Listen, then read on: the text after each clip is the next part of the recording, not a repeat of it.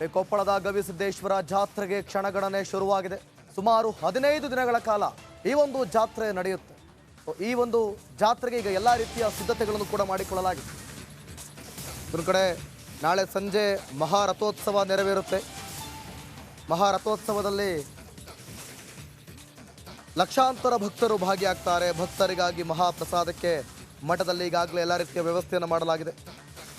ದಾಸೋಹಕ್ಕೆ ಲಕ್ಷ ಲಕ್ಷ ರೊಟ್ಟಿ ತರಕಾರಿಗಳ ರಾಶಿಯೇ ಬಂದು ಅಲ್ಲಿರೋದೀಗ. ಟ್ರ್ಯಾಕ್ಟರ್ ಲಾರಿಗಳಲ್ಲಿ ಭಕ್ತರು ರೊಟ್ಟಿಯನ್ನು ತರ್ತಿದ್ದಾರೆ. ಕೊಪ್ಪಳ ಗವಿಸಿದ್ದೇಶ್ವರ ರಥೋತ್ಸವ ಅದು. ಈ ಒಂದು ರಥೋತ್ಸವಕ್ಕೆ ಕ್ಷಣಗಣನೆ ಶುರುವಾಗಿ ಸುಮಾರು 15 ದಿನಗಳ ಕಾಲ ಈ ಒಂದು ರಥೋತ್ಸವ ನಡೆಯುತ್ತೆ. ಅಂದರೆ ನಾಳೆ ಪ್ರಮುಖವಾಗಿ ಮಹಾರಥೋತ್ಸವ ನಡೆಯೋದು ಸಂಜೆ. ಲಕ್ಷಾಂತರ ಭಕ್ತರು ಇಲ್ಲಿ ಸೇರ್ತಾರೆ ಈ ಜಾತ್ರೆಯಲ್ಲಿ. ಈ ಸಂಬಂಧಪಟ್ಟಂತೆ ಒಂದು ಪ್ರತ್ಯಕ್ಷ ವರದಿ ಇದೆ, ನೋಡೋಣ. ದಕ್ಷಿಣ ಭಾರತದ ಕುಂಭಮೇಳ ಎಂದೇ ಖ್ಯಾತಿ ಪಡೆದಿರುವಂತಹ ಕೊಪ್ಪಳದ ಗವಿಸಿದ್ದೇಶ್ವರ ಮಠದ ಜಾತ್ರೆಗೆ ಕೇವಲ ಒಂದು ದಿನ ಬಾಕಿ ಇದೆ. ಏನಂದರೆ ನಾಳೆ ಸಾಯಂಕಾಲ 5:30ಕ್ಕೆ ಮಹಾರಥೋತ್ಸವ ಏನು ನೆರವೇರುತ್ತೆ. ಈ ಒಂದು ಮಹಾರಥೋತ್ಸವದಲ್ಲಿ ಲಕ್ಷಾಂತರ ಜನ ಭಕ್ತರು ಭಾಗವಹಿಸ್ತಾ ಇದ್ದಾರೆ. ಈಗಾಗಲೇ ಏನಂತಂದರೆ ಮಠದ ಆವರಣಕ್ಕೆ ದವಸ ಧಾನ್ಯಗಳಾಗಿರ್ಬೋದು, ಏನು ದಾಸೋಹಕ್ಕೆ ಬರ್ತಕ್ಕಂಥ ರೊಟ್ಟಿ, ಮಾದ್ಲಿ ಸೇರಿ ಇತರೆ ಆಹಾರ ಧಾನ್ಯಗಳು ಸಾಕಷ್ಟು ಪ್ರಮಾಣದಲ್ಲಿ ಹರಿದು ಬರ್ತಾ ಇದ್ದಾವೆ. ಕೊಪ್ಪಳ ಅಷ್ಟೇ ಅಲ್ಲದೆ ಸುತ್ತಮುತ್ತಲಿನ ಗ್ರಾಮಗಳ ಏನು ಭಕ್ತರು ಏನಿದ್ದಾರೆ ಮಠದ ಆವರಣಕ್ಕೆ ಈಗಾಗಲೇ ರೊಟ್ಟಿಗಳನ್ನು ಮಾಡಿಕೊಂಡು ತಗೊಂಡು ಬರ್ತಾ ಇದ್ದಾರೆ. ಏನು ಸುಮಾರು ಜಾತ್ರೆಯ 15 ದಿನ ಹಿಂದುಗಡೆನೆ ಅಂತಂದರೆ ಭಕ್ತರು ಏನಂತಂದರೆ ರೊಟ್ಟಿಯನ್ನು ಮಾಡ್ತಾರೆ ಮತ್ತು ಮಾದ್ಲಿಯನ್ನು ಮಾಡ್ತಾರೆ. ಈ ರೀತಿಯಂಥ ರೊಟ್ಟಿಗಳನ್ನು ತಯಾರು ಮಾಡಿಕೊಂಡು ಮಠದ ಆವರಣಕ್ಕೆ ತೆಗೆದುಕೊಂಡು ಬಂದು ಹಾಕ್ತಾರೆ.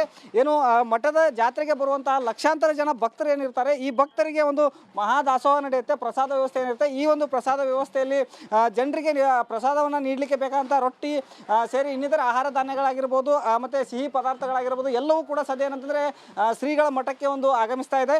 ಸುಮಾರು 8 ರಿಂದ 10 ಲಕ್ಷ ಜನ ಈ ಒಂದು ಜಾತ್ರೆಯಲ್ಲಿ ಭಾಗವಹಿಸುವಂಥ ಒಂದು ನಿರೀಕ್ಷೆ ಇದೆ. ಸದ್ಯ ಇದಕ್ಕೆ ಬೇಕಾದಂಥ ಎಲ್ಲ ವ್ಯವಸ್ಥೆಗಳು ಕೂಡ ಆಗಿದೆ. ಸದ್ಯ ಏನಂತಂದರೆ ಮಠಕ್ಕೆ ರೊಟ್ಟಿಯನ್ನು ತಂದಂಥ ಭಕ್ತರು ನಮ್ಮ ಜೊತೆ ಇದ್ದಾರೆ, ಅವ್ರನ್ನ ಮಾತಾಡ್ತಾ ಹೋಗ್ತೀನಿ. ಯಾವರಿಂದ ಬಂದಿರಿ, ಎಷ್ಟು ರೊಟ್ಟಿ ತಂದಿರಿ ನೀವೀಗ? ನಾವು ಹೊಸೂರಿಂದ ಬಂದೀವಿ, ಇಲ್ಲೇ ಯಲಬುರ್ಗಾ ತಾಲೂಕಿಂದ. 5,000 ರೊಟ್ಟಿಗಳನ್ನು ತೊಗೊಂಬಂದೀವಿ. ಅದೇ ಹಿಂಗೆ ಎಷ್ಟು ಜನ ಬರತ್ತಾರೆ ಇದೇ ಥರ ರೊಟ್ಟಿ ಎಲ್ಲ ತೊಗೊಂಡು ಇಲ್ಲಿಗೆ? ಇಡೀ ಉತ್ತರ ಕರ್ನಾಟಕದಿಂದ ಅದು ವಿವಿಧ ಜಿಲ್ಲೆಗಳಿಂದ ಭಾಳ ಜನ ಬರಾಕತ್ತಾರೆ. ಇಲ್ಲಿಂದ ಅಂತ ಒಂದು ಊರ ಹೆಸರು ತೊಗೊಂಡು ಹೇಳೋಕ್ಕಾಗಂಗಿಲ್ಲ ಸರ್, ಭಾಳ ಜನ ಬರಾಕತ್ತಾರೆ. ಈಗ ಎಷ್ಟು ಜನ ಬರ್ತಾರೆ? ಎಲ್ಲರಿಗೂ ರೊಟ್ಟಿ ಸಾಲತ್ತಾ ಇಲ್ಲಿ? ಎಲ್ಲರಿಗೂ ಸಾಲ್ತೈತ್ರಿ, ಇನ್ನೂ ಉಳಿತೈತ್ರಿ. ಭಾಳ ಜನ ಎಲ್ಲರೂ ದಾಸೋಹ ಮಾಡಿದ್ಮೇಲೆ ಇನ್ನೂ ಉಳಿದಿರ್ತೈತ್ರಿ ಭಾಳ. ಇನ್ನೊಬ್ರು ಇದ್ದಾರೆ, ಯಾವಾಗಿಂದ ನಡೆಯೋದು ಅಜರ ಇದು ಹಿಂಗೆ? ಈಗ ಒಂದು 20 ವರ್ಷದಿಂದ ನಡೆಯಕತ್ತೈತಿ. 20-30 ವರ್ಷದಿಂದ ಎಲ್ಲ ಭಕ್ತರು ಹಿಂಗೆ ರೊಟ್ಟಿ ಮಾದ್ಲಿ ಎಲ್ಲ ರೊಟ್ಟಿ, ಮಾದ್ಲಿ, ಬುಂದೆ, ಕರಿದಂಟು, ಬೇಸನ್ ಉಂಡಿ ಇಂಥದ್ದೆಲ್ಲ ಎಲ್ಲ ದಾನಸುಗಳಂತ ಹೋಳಿಗೆ ಮೊದಲು ಮಾಡಿ ತರ್ತಾರೆ. ಈಗ ಎಷ್ಟು ರೊಟ್ಟಿ ಬಂದಾವ ಇಲ್ಲಿ? ಈಗ ಒಂದು 2 ಲಕ್ಷ ರೊಟ್ಟಿ ಬಂದಿರ್ಬೋದು. ಪೂರ್ತಿ ಜಾತ್ರೆ ಮಠ ಎಷ್ಟು ಬರ್ತದೆ? ಇನ್ನು ಒಂದು 5-6 ಲಕ್ಷ ರೊಟ್ಟಿ ಬರ್ತಾವ್ರಿ. 10 ಲಕ್ಷ 10-15 ಲಕ್ಷ ರೊಟ್ಟಿ ಬರುತ್ತೆ.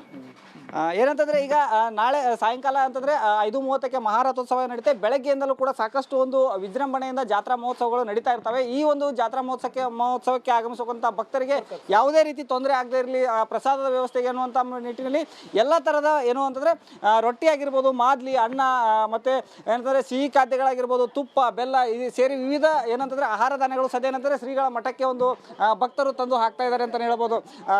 ಕ್ಯಾಮ್ರಾ ಪರ್ಸನ್ ಮಂಜು ಜೊತೆ ಹಿರಯ್ಯ ಹಿರೇಮಠ, ರಿಪಬ್ಲಿಕ್ ಟಿವಿ ಕನ್ನಡ, ಕೊಪ್ಪಳ.